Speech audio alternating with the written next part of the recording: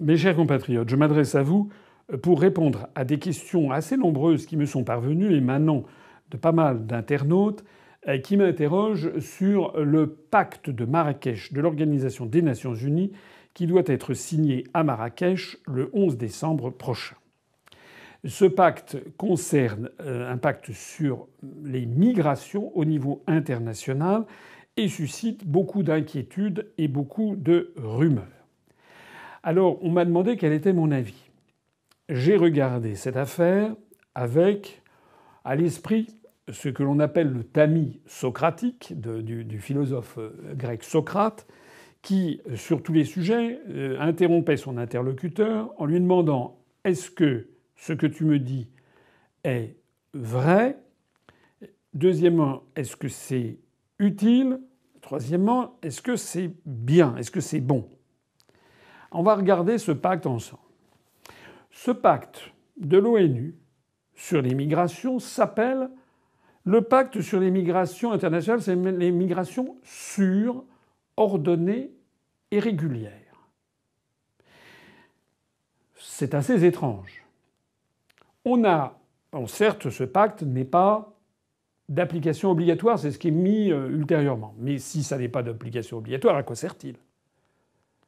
Ça n'est pas vrai qu'un document international, c'est un traité, que ça s'appelle pacte, que ça s'appelle Constitution européenne, traité, etc. Dans tous les cas de figure, ce sont des traités internationaux qui lient les États qui les signent puis qui les ratifient. Donc, on ne peut pas dire que le pacte est d'application facultative, puisqu'on va le signer et le ratifier. Ça veut donc dire que même si un certain nombre de ces dispositions sont facultatives, il n'empêche qu'il pose un certain nombre de principes généraux qui vont ensuite servir de référence pour l'avenir. Le premier principe général qui est posé par ce pacte, c'est qu'il s'agirait de régler des migrations sûres, très bien, ordonnées, c'est déjà plus contestable parce qu'on a l'impression qu'il y aurait un ordre derrière, donc une organisation, et régulière, c'est-à-dire qu'il y aurait une organisation qui régulièrement organiserait des migrations. Ça pose quand même un problème. Ce qui est véhiculé par ce texte, c'est l'idée selon laquelle, eh bien, au XXIe siècle, il y a nécessairement des migrations de population qui doivent être ordonnées et régulières. Quand on examine le dossier un petit peu qui fait une quarantaine de pages, je ne vais pas lire ici tout ce dossier, tout ce pacte que j'ai lu de près. On voit notamment, par exemple, cette formule, je la cite de mémoire, « À l'heure de la mondialisation, les migrations sont facteurs de prospérité, d'innovation et de développement durable. » Ce sont des affirmations qui sont peut-être possibles, mais qui sont peut-être aussi contestables. Dire qu'à l'heure de la mondialisation, on voit bien que ce texte s'inscrit dans un contexte géopolitique et économique particulier, dire que les migrations sont facteurs de prospérité, d'innovation et de développement durable, ça reste à démontrer. On pourrait dire tout le contraire. On pourrait dire par exemple que les migrations sont facteurs de prospérité, mais pour qui ? Lorsqu'il y a eu 1 million de migrants qui sont arrivés en Allemagne, eh bien, ça a été certainement facteur de prospérité pour les actionnaires des grandes entreprises qui ont pu utiliser une main-d'œuvre à des taux extrêmement bas, quand d'ailleurs cette main-d'œuvre n'était pas utilisée purement et simplement dans du travail au noir, sans charge et sans cotisation sociale. Mais ça, c'est la prospérité des actionnaires. Ça n'est pas la prospérité des salariés allemands qui, eux, voient plutôt leur salaire plonger. Quand on dit que, par exemple, l'immigration serait un facteur d'innovation, ça reste aussi à démontrer. On pourrait dire au contraire qu'à partir du moment où il y a une main-d'œuvre très très bon marché qui peut être utilisée presque comme des esclaves du XXIe siècle, eh bien on ne va pas faire les travaux de recherche et développement nécessaires pour trouver des machines se substituant à ce travail humain dont les prix sont bradés. Je lis toujours dans ce pacte de Marrakech l'idée selon laquelle il y aurait une nécessité, l'immigration favoriserait une meilleure gouvernance pour permettre d'optimiser tous ces effets positifs. Meilleure gouvernance pour optimiser les effets positifs ? je suis désolé, mais quand on lit ce pacte, on a effectivement l'impression, c'est même plus qu'une impression, que c'est un document qui se situe dans un contexte idéologique particulier, celui de la mondialisation, celui de l'effacement des frontières, celui selon lequel finalement les main-d'œuvre, les hommes et les femmes sont de simples pions à exploiter, à transférer d'un pays à un autre pour les exploiter au maximum pour le plus grand profit des actionnaires. On ne tient pas compte ou peu compte du problème tout simplement de l'identité nationale, de la volonté des peuples d'être toujours que l'Allemagne reste l'Allemagne, que la France reste la France, que la Russie reste la Russie, etc. Donc je sais bien que ce sont des choses qui paraissent comme absolument scandaleuses pour certains docteurs de la pensée contemporaine. En gros, tous les peuples, grosso modo, réagissent comme ça. Ça n'est pas du tout être xénophobe et raciste que de le dire. Il est normal qu'un pays comme par exemple la France, où il y a actuellement au minimum plus de 3,5 à 4 millions de chômeurs, et encore en se limitant à la seule catégorie A, dans un pays comme la France où le niveau de vie ne cesse de dégringoler, il est assez normal que les Français aient un sentiment que de dire c'est pas maintenant que l'on va accueillir de nouveau des flux migratoires importants. D'ailleurs, il y a, d'après les sondages, je crois que c'est 80% de la population française qui est sur cette longueur d'onde.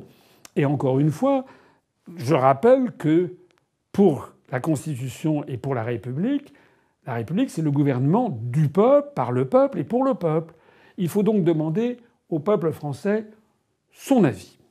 Alors moi, ce que je note, c'est que ce document qui doit être signé à Marrakech a fait l'objet d'une polémique qui ne cesse de se développer. Et ce que je vois, c'est qu'il y a un, puis deux, puis trois, puis quatre, etc. pays, et non des moindres, qui ont décidé, au vu du document, finalement de ne pas le signer.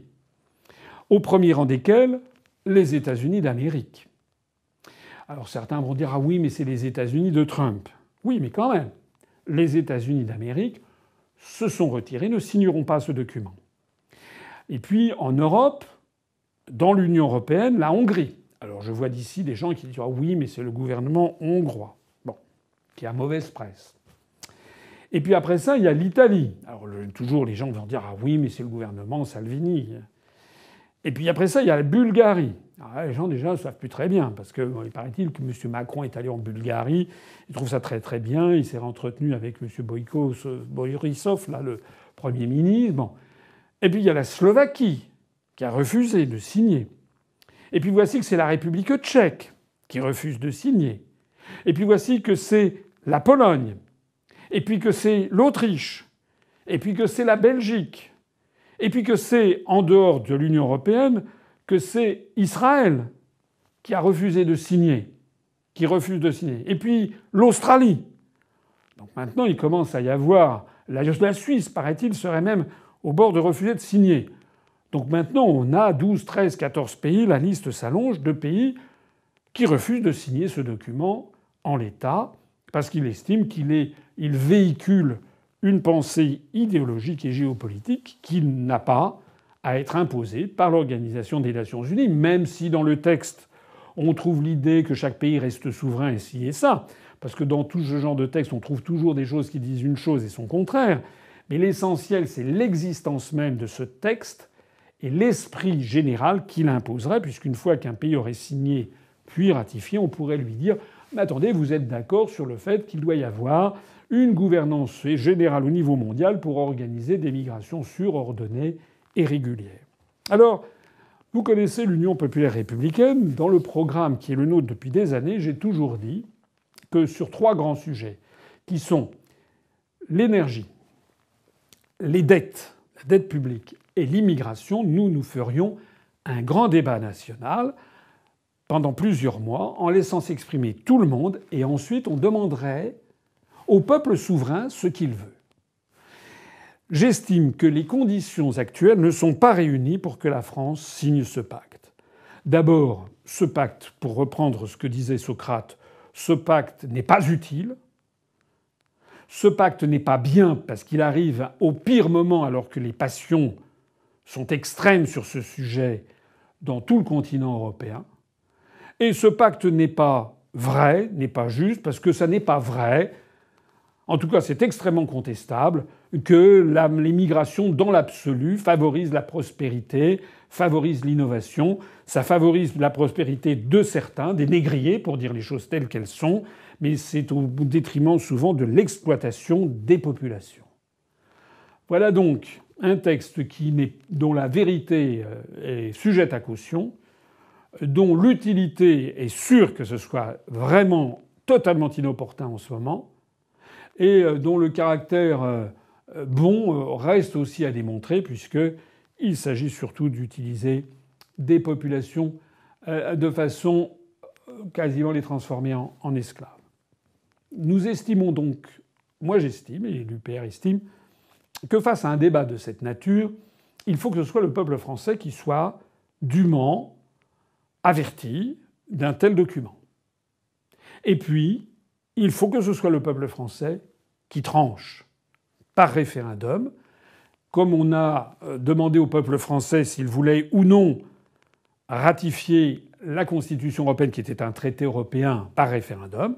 Eh bien là, il faut qu'on demande au peuple français est-ce que les Français veulent ou non ratifier par référendum le pacte de Marrakech sur les migrations surordonnées et régulières. Voilà. C'est aussi simple que ça. C'est la demande que nous formulons officiellement au chef de l'État et à l'ensemble de la représentation nationale. J'insiste sur le fait que M. Macron commettrait encore une fois une violation de la Constitution s'il s'arrogeait le pouvoir lui-même de signer un tel traité. Et pourquoi cela ? Parce qu'il n'a jamais, pendant la campagne présidentielle, indiqué dans son programme qu'il le ferait. Donc il n'a aucune légitimité pour le faire. D'ailleurs, le pacte à l'époque était encore dans les limbes. Donc il n'a pas de légitimité pour le faire. Deuxièmement, l'article 2 de la Constitution, je ne cesse de le répéter, c'est le gouvernement du peuple, par le peuple et pour le peuple. Et le peuple exerce la souveraineté nationale, ça appartient au peuple, qu'il l'exerce par l'intermédiaire de ses représentants ou par le référendum. Et il est précisé dans l'article de la Constitution, que je cite, il est précisé que nulle fraction de la population, nul individu ne peut s'attribuer l'exercice de la souveraineté. Évidemment, le président de la République a le pouvoir de prendre des décisions individuelles, celles qui lui sont notamment confiées comme chef des armées, chef considéré comme le représentant de la diplomatie. Avec le Premier ministre, qui est le chef de l'administration, ils peuvent prendre des mesures individuelles, bien entendu. Il peut mener des politiques. Mais sur des sujets aussi structurants que celui-là, M. Macron, nous estimons, n'a pas le droit d'engager la population française sans avoir demandé et obtenu son accord dans les formes les plus solennelles qui sont celles d'un référendum. Monsieur Macron, nous vous demandons de ne pas signer au nom des Français ce pacte de Marrakech. Vive la République et vive la France. Retrouvez nos analyses, nos propositions, adhérez ou faites un don sur upr.fr. Retrouvez-nous aussi sur Facebook pour partager des idées et participer au direct. Twitter pour suivre les réactions de François Asselineau au jour le jour. YouTube pour ne rater aucune de nos vidéos. Pour nous aider à rétablir la démocratie, poussez-nous, abonnez-vous, partagez.